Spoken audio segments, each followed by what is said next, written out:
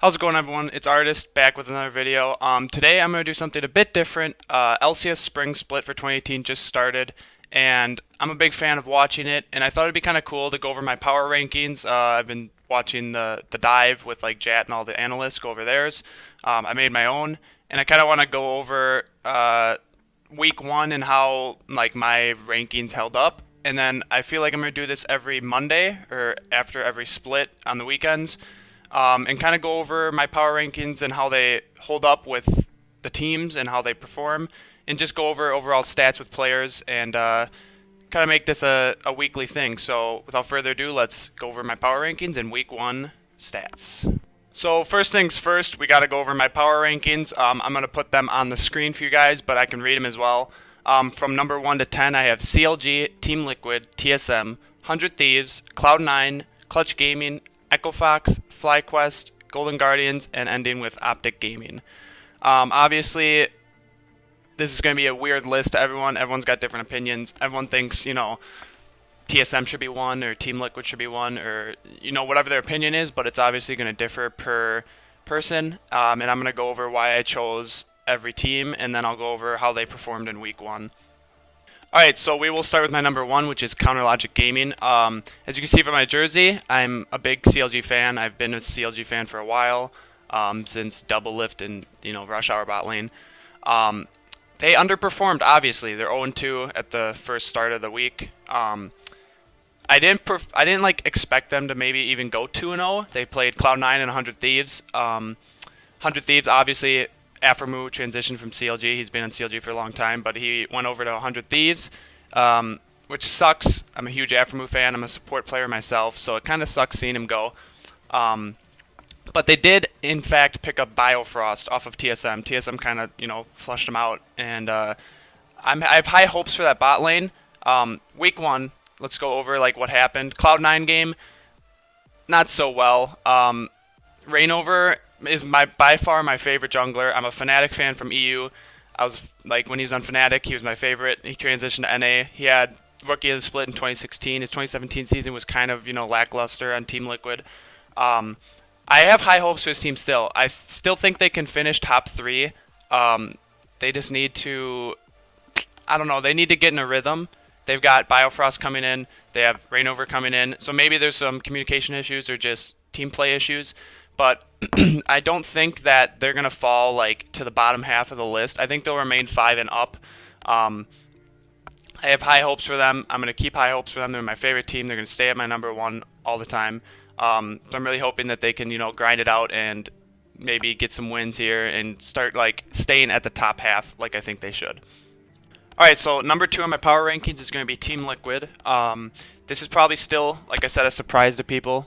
But I think Team Liquid's roster is actually super stacked. I have it on my other monitor, but I know it by heart anyway. They picked up Impact, who is now the highest paid LCS player in NA with $1 million bid or $1 million deal to go over to Team Liquid from C9. A lot of people, there's speculation behind it, but he is, I'm pretty sure, confirmed the highest paid NA star. And a lot of people think maybe it's a little, it's weird because people don't see him as like the best player in NA, especially top lane.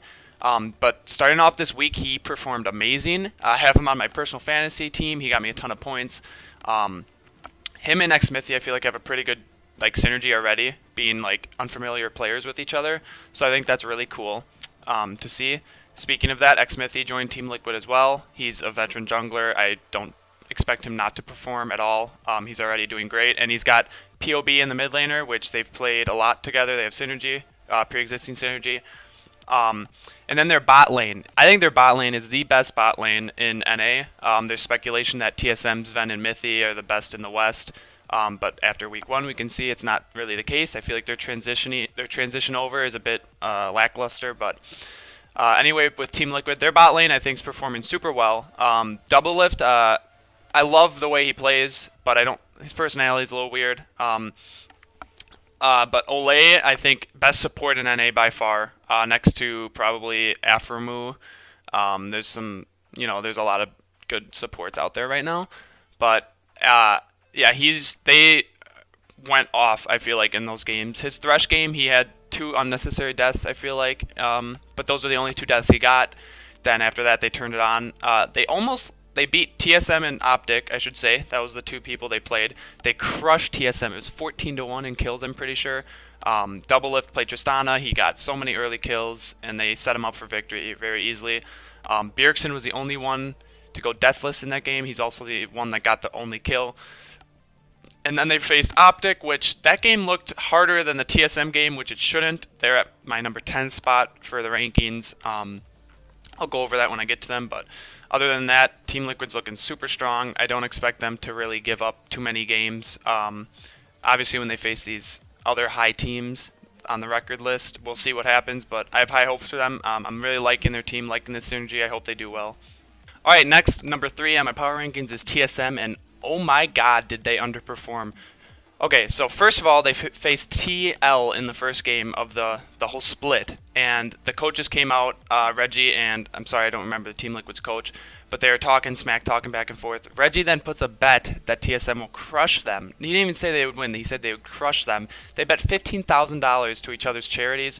Team Liquid just swamps TSM. I have a few speculations. First of all, Mike Young, rookie jungler. He did get rookie jungler, or rookie of the split, but he is not playing well at all. Like, he actually played really bad. He played Shyvana in his first game, and it was, pretty bad. I think he was 0-3 at the start. And I also think Hauntzer's fine. Obviously, no one really played well. I think Bjergsen's the only one that played well in both of their games. They played Team Liquid in the first game, FlyQuest in the second. They lost to FlyQuest, who is 8th on my power rankings. And they have, like, Anda in the jungle, who's just like, a rookie from a challenger scene. I don't know. I'm really nervous now for TSM. I don't really actually like the organization. Bjergsen's one of my favorite mid laners. The rest, and I like I like Sven and Mithy. I think they're really fun to watch, but I think they need time to transition, kind of like CLG with their new bot lane.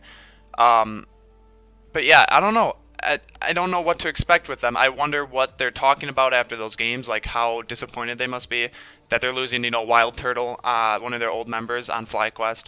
So I guess we'll have to see from week to week how they go about playing the rest of this split. I don't want to see them fail, but I also don't want to see another TSM era. I want to see a new team at the top. I want to see a new team like represent NA in regional and overseas events. Even though Cloud9 has a history of going farther than TSM, I want to see a new number 1 in NA. So I guess we'll just have to see what happens from week to week and go from there. All right, number 4 on my list is kind of a surprise, even to myself. I thought I'd put C9 at 4, but I went with 100 Thieves, and I have a few reasons for this. First of all, I think 100 Thieves has one of the best top laners in NA next to Huni coming back over from Korea. In Someday, I think he's just a rock in the top lane. He can play tanks, he can play carries extremely well. So I think that's a kind of a win condition for them. They have Cody-san Aframu bot lane, Aframu veteran. Cody-san's kind of a rookie, but he had an amazing year on Immortals. So I think they'll do well, and they did do well. He's putting up really good CS numbers, getting a lot of the kills, and kind of carrying with all the shields and stuff around him. And then I'm looking here, Meteos jungle. I had a lot of like weird feelings about this because he kind of took a break. He was a backup for P1 last split, but he's performing really well. He played a really good Sejuani, and I'm liking his jungle routes. I think he's pressuring the other junglers really well, and he knows when to gank, he knows when to invade. He's doing really well. And then Ryu in the mid lane. I don't know much about this guy. I've seen him play a lot when he was in Korea on KT Roaster. Then he came to NA. He was on EU for a while with H2K.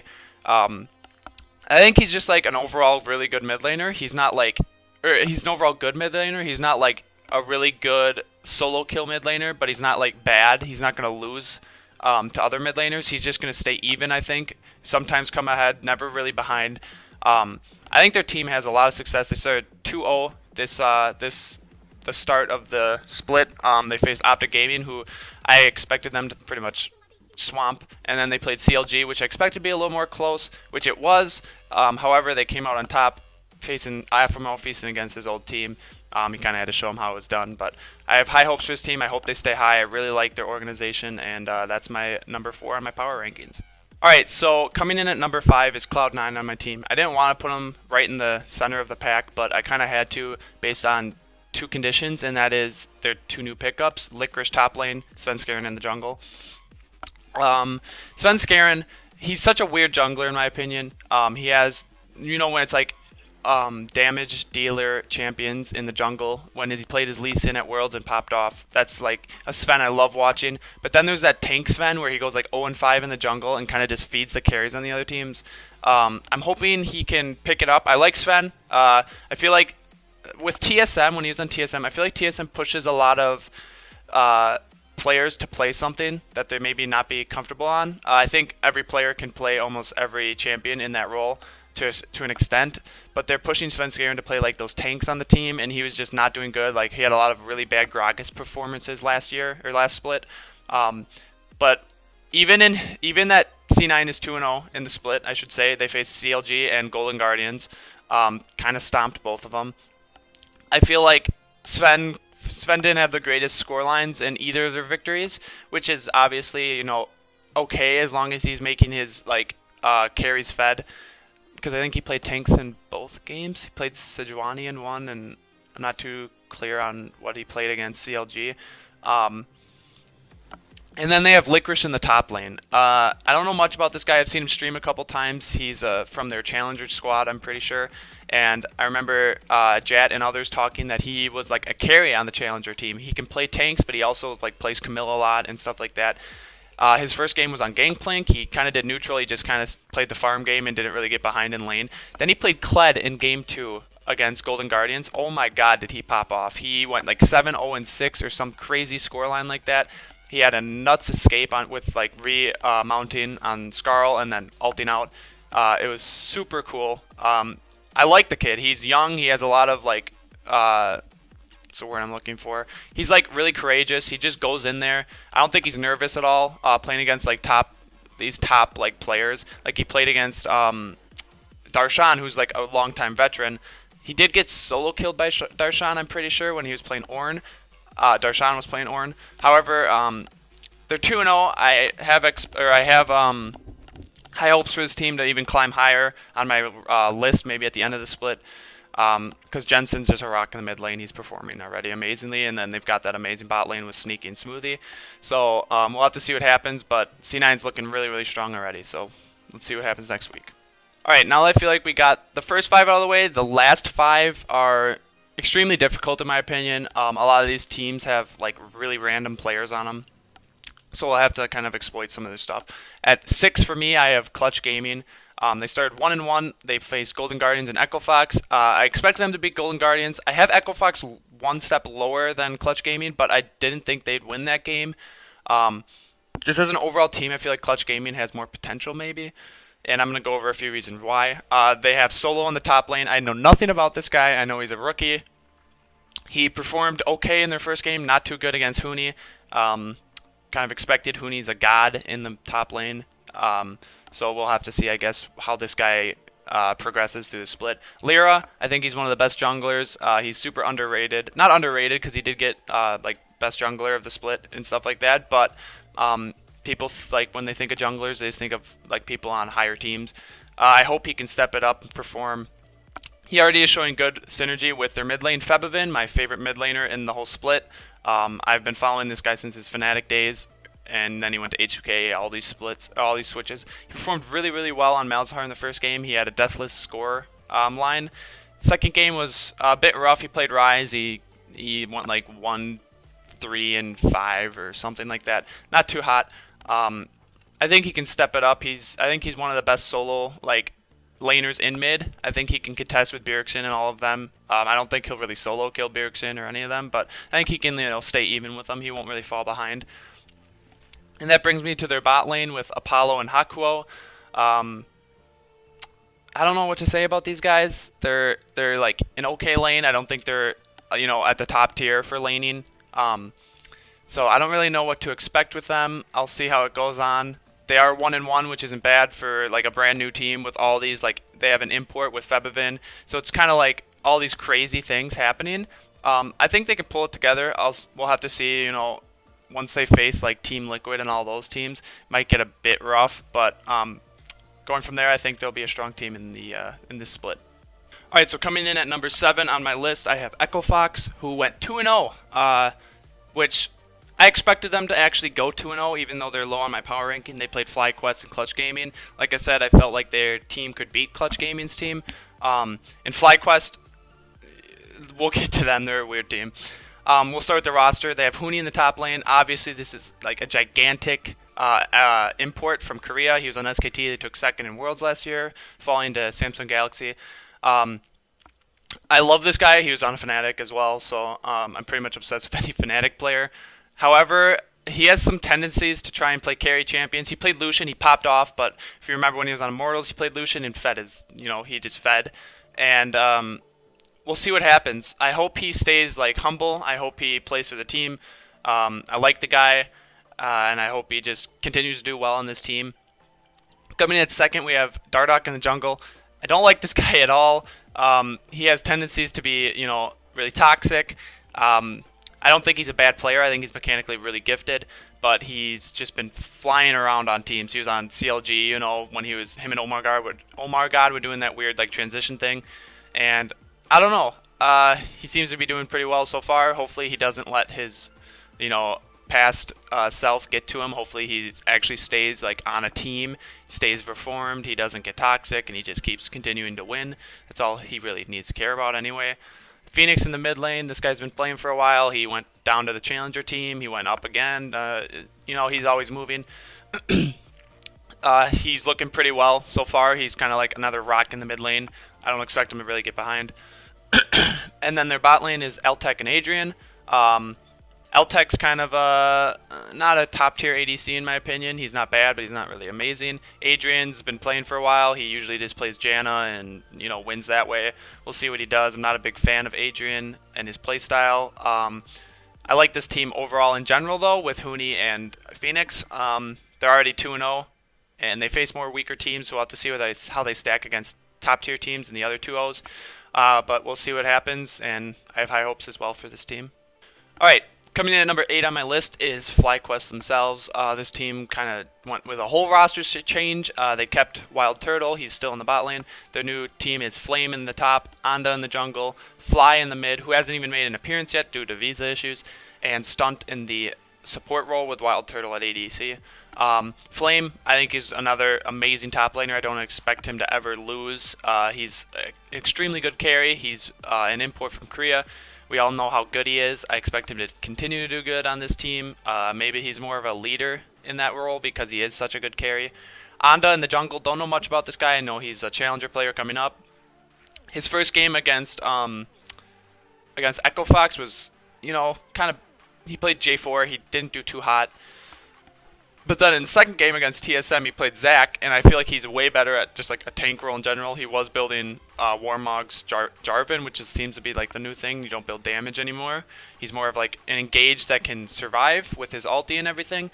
But his Zac performance, I think, was stellar. I really liked him on the champ. I hope he picks it up. Then we got Fly in the mid lane. Haven't even seen him yet. It's been Keen. Keen's been doing really well. He had an amazing Azir performance against TSM when they beat them, which was obviously a shock, even though TSM fell their first game to Team Liquid. We expected them to win that game, which they didn't. Wild Turtle got his revenge on his old TSM team by beating them, which was kind of fun to see. I love the guy. I think he's just a super funny guy. He's super nice carrying, and he's not a bad AD carry in that end. He did do bad, I think, against TSM, but overall, like, the team was kind of there for him, so that was cool. Stunt, don't know much about Stunt, but I like the way he plays. I feel like he's more of a cautious support. He doesn't really like to, dive in there, but honestly, guys, like, this list, like, I keep saying, like, oh, these guys, like, this is my number 8th, but I have high hopes for them, and I really do. I think this split is by far the most competitive. I think there's at least, like, 6 or 7 teams that have a chance to be in that top 3. I think there's 6 teams that could be in the top 3 that all have a run-in for it, so I'm excited to see how it goes.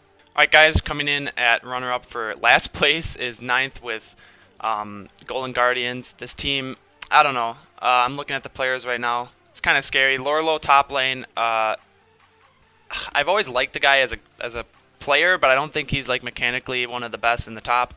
Hopefully he can stack up. He had a pretty good GP game, but just as in this team, I don't know if he's going to succeed. Contracts in the jungle, I think he had a pretty good performance on C9. He's not playing too hot on this new team. We'll have to see if he ramps it up.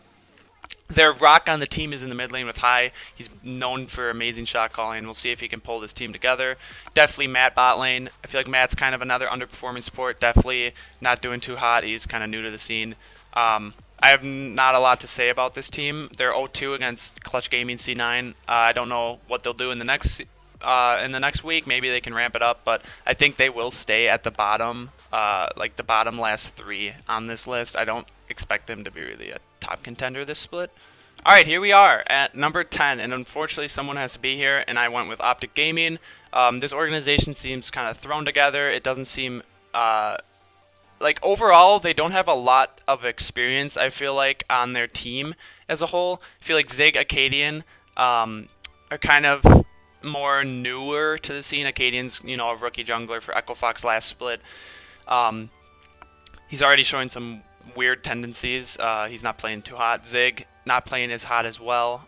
They have PoE in the mid lane, which I think is their strongest player by far, next to Arrow.